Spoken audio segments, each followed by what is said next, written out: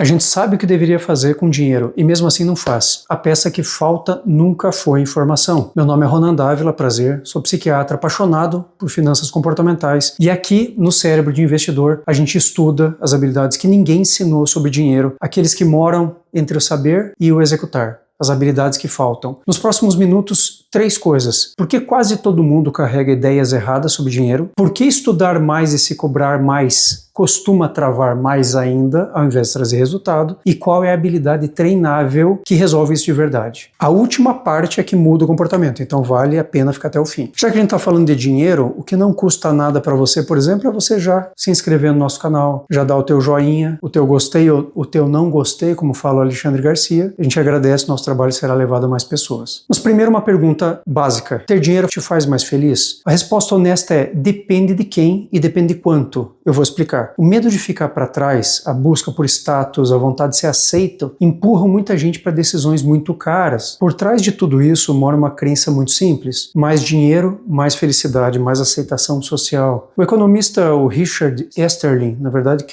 mostrou um paradoxo que é um pouco incômodo para a maioria das pessoas. Dentro de um mesmo país, quem ganha mais costuma se dizer mais feliz. Mas quando a renda média do país cresce ao longo de décadas, a felicidade média não acompanha. Todo mundo melhorou.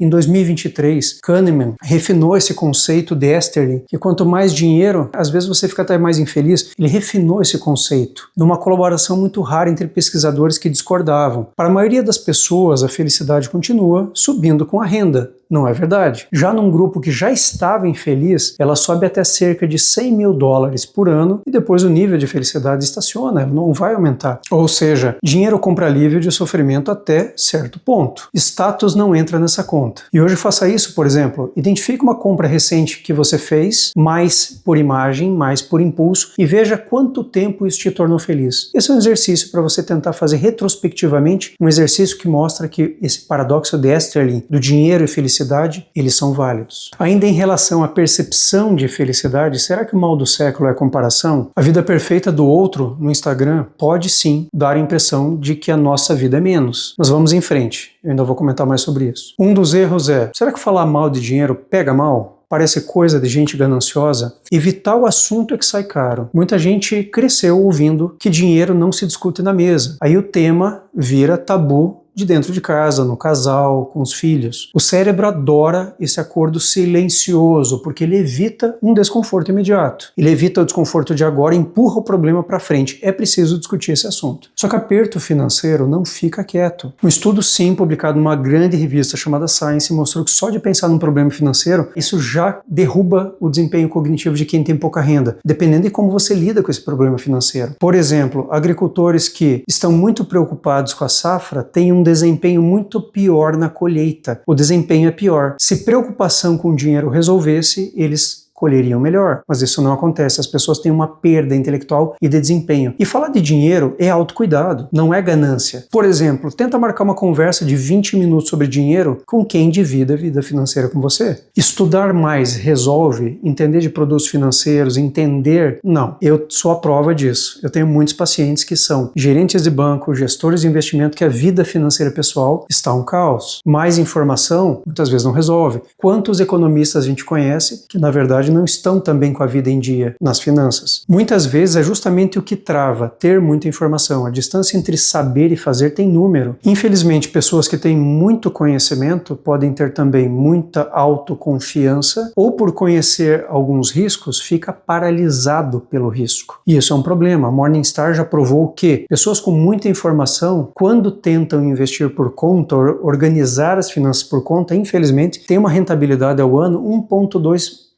menor do que pessoas que não têm tanta informação. Isso equivale, por exemplo, a perder por volta de 15% do ganho possível ao longo de 10 anos. Esse buraco não é técnico, ele é comportamental. E aqui entra o erro que quase ninguém percebe. Cada informação nova traz uma ressalva nova, uma dúvida nova. E a certeza, aquela esperança, aquela certeza esperada nunca chega. E a paralisia da análise é um fenômeno muito conhecido, sustentada por um chamado viés de status quo. Eu não sei o que pode acontecer, então não vou me mexer. Ficar parado parece até até mais seguro do que decidir errado, isso é verdade. Mas quem já abriu, por exemplo, 5 abas de simulador, fechou tudo sem decidir nada, conhece bem essa cena. E estudar obsessivamente vira uma forma sofisticada de não agir, e a autocobrança só aumenta o peso. Por exemplo, é possível definir, antes de pesquisar o que é informação suficiente para decidir se você vai entrar num fundo imobiliário, se vai aportar naquele banco, que não seja Banco Master. Importante, o cérebro tem dificuldade em aceitar isso. Mas é melhor você tomar uma atitude quando você tem 70%, 80% de certeza sobre uma situação do que você não agir. É mais fácil você perder uma oportunidade do que você agir errado. E cuidado com o excesso de informação. Querer estudar obsessivamente não vai resolver um problema humano que é a incerteza é constante. Nós sempre viveremos a incerteza, o imprevisível, mas a gente pode se beneficiar delas. A habilidade que falta não é matemática, é aguentar o desconforto de executar a ação. Por exemplo, regulação emocional é exatamente isso. Sentir o incômodo e ainda assim fazer o combinado. Quer dizer, eu preciso resolver aquela dívida, eu vou trocar por uma dívida mais barata. É desconfortável? É, mas é necessário. Não é um traço de personalidade que faz a pessoa evitar isso, é habilidade que a gente pode treinar. Do mesmo jeito que agachamento, não é um traço disfuncional de personalidade, é uma habilidade que pode ser treinada, por exemplo, ao desconforto, né? Tolerância ao desconforto. E treino começa assim, bem de pequenininho, né? A gente pode começar devagar, aumentando a tolerância do nosso paciente ou do nosso investidor, do nosso financista, até que ele não sinta tanto o baque quando ele vai agir. Existe um outro erro muito comum para a maioria das pessoas, que é ignorar o pequeno. Tem gente que acha que guardar R$100 por mês não vai mudar nada na sua vida, então acaba não guardando nada. O valor pequeno importa menos que o montante e muito mais pelo hábito que se instala. Se você conseguir criar o hábito, você não tem noção do que o juro composto pode fazer ao longo de 5 anos. É essa consistência instalada que sustenta valores maiores depois, a administração desses valores quando a renda cresce. O erro é esperar o valor ideal, a planilha perfeita, e a motivação chegar. Ela não chega, a gente age primeiro. Primeiro vem a ação, depois vem a motivação, ok? Se tem uma coisa para lembrar é essa, olha, o que falta nunca foi informação, ela está disponível e é democrática. O problema é treino de execução, executar.